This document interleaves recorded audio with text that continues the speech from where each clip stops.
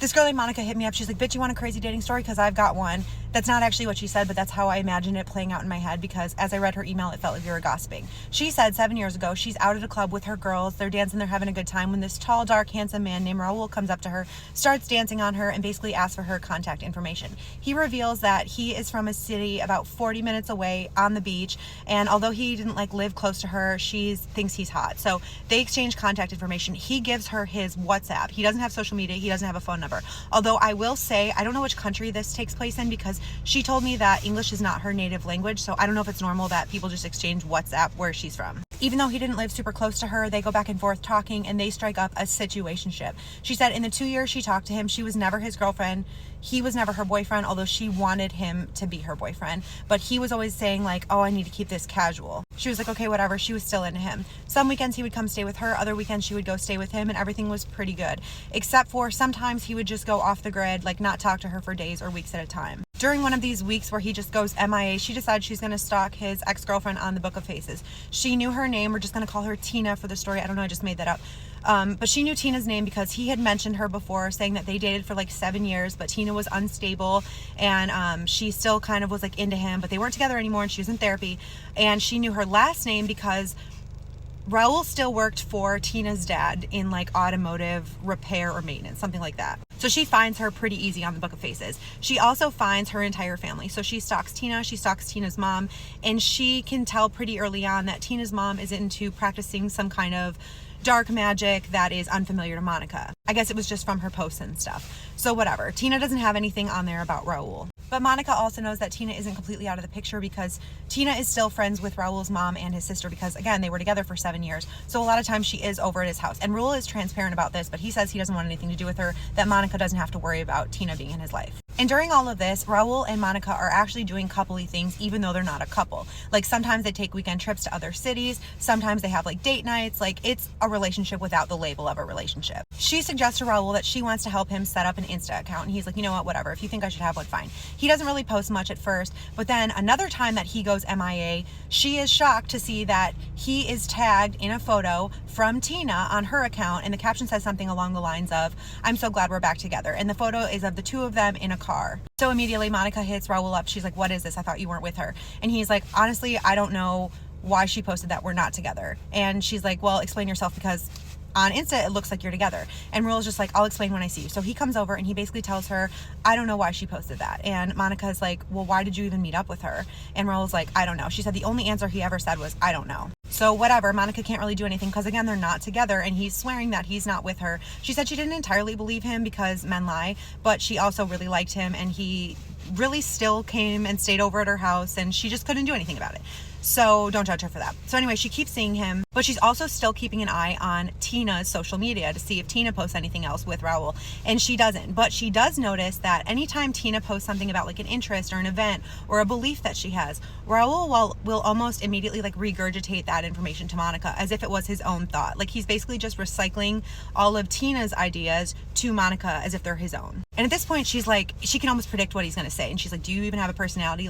It was like he had no interest of his own. One day, Tina posts something along the lines of creating a soul tie. I don't know exactly what she said, but Monica said it was basically a red flag enough to make her believe that Tina had done some ritual on Raul to keep him bonded to her. Also, I forgot to mention that throughout this time, Raul would occasionally tell Monica that Tina would say things like she wanted him back.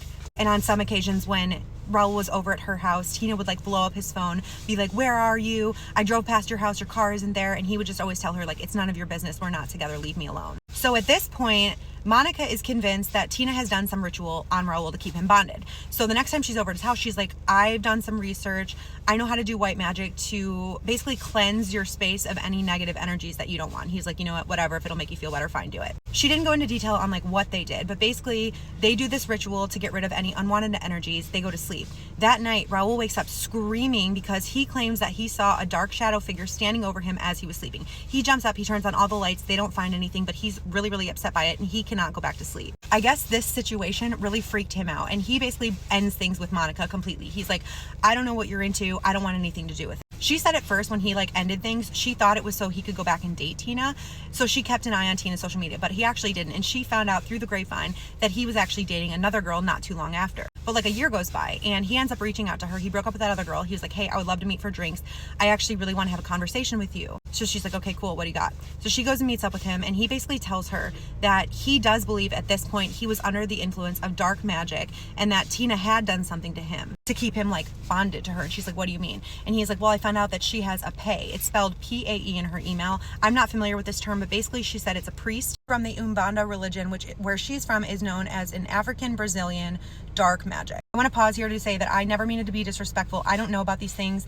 A lot of times when I read these emails, that's like the first I'm ever hearing about something. So please correct me if I'm wrong about something, but I am interested in sharing stories from all different cultures and all different religions because it's interesting to me and I like to learn. That said, I believe everybody has a right to believe what they want. I think what's real for you, what works for you, you should keep doing that. But anyway, Raul tells her that this pay has been coming over to Tina and her mother's house for like regularly for like a long time. And sometimes he's been over there when it happens. And Tina has asked him for bits of his clothing, pieces of his hair, or like things that he recently ate. And he always just gave it to her, even though he knew she was using these items in rituals. Monica was like, why did you give her those items? And he's like, honestly, I just didn't believe in magic. But she said that after they talked, he did claim to feeling like he was the victim of something beyond his control.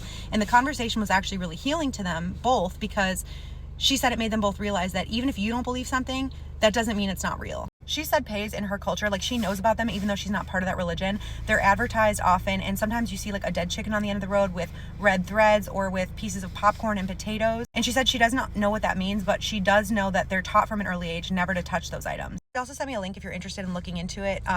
The most famous pay where she's from is a guy named Pay Donato, so look him up if you're interested in learning more. But she said she doesn't know who actually helped Tina and her mother with these rituals, but she does know whatever they were doing was real.